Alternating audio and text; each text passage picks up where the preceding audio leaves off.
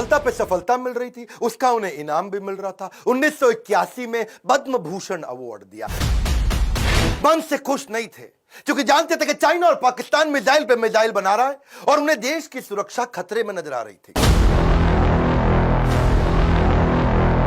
और जब विफल होऊंगा तो सारा का सारा फेलियर अपने ऊपर ले लूंगा। इस बात से प्रभावित आगे चल के इंदिरा गांधी भी हो गई और देखा क्या उन्होंने कि ये दोनों ने बहुत जबरदस्त काम किया। उन्होंने प्रोफेसर धवन को बोला मैं अब्दुल कलाम से मिलना चाहती हूं, इन्होंने अब्दुल कलाम को बोला आ जाओ भैया इंदिरा गांधी मिलना चाहती हैं। वो बोले भाई मेरे पास तो कपड़े नहीं, मैं चप्पल में फटी हुई घूम रहा हूं, मैं कैसे अब उनके आकर के मिलूंगा। तो उन्होंने कहा कि भाई कलाम तुम पहले से ही सफलता का सूट पहने हुए हो, कलाम तुमने पहले से ही सफलता का सूट पहना है, कपड़ों का सूट नहीं चाहिए।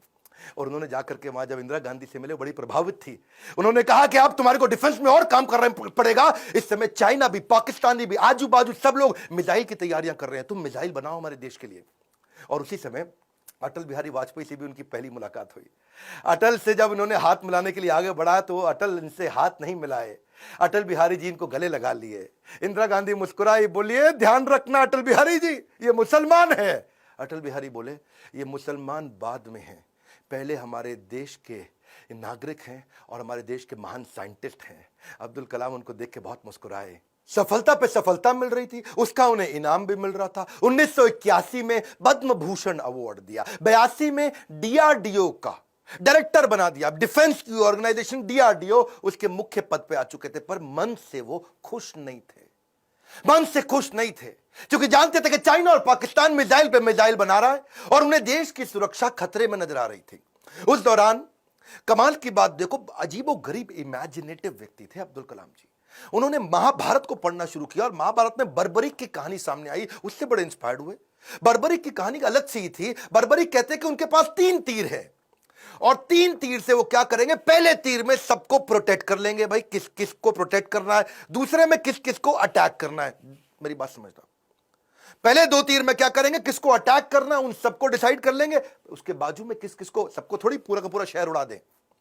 भाई जिसको प्रोटेक्ट करना है उसको सिलेक्ट कर लिया, जिसको अटैक करना है उसको सिलेक्ट कर दिया, तीसरे तीर में गेम ओवर, खत्म कर दिया। तो उनके पास 3 तीर थे। वहां सोचे यार ये तीर किसको प्रोटेक्ट, किसको अटैक, कैसे जाना है, किधर किधर जाना है, बड़ा गाइडेड तीर है।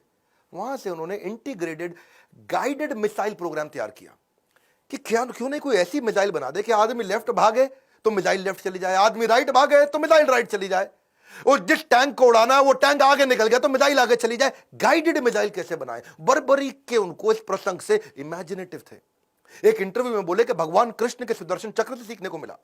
भाई भगवान कृष्ण का सुदर्शन चक्र बड़ा रिमोट कंट्रोल्ड होता है।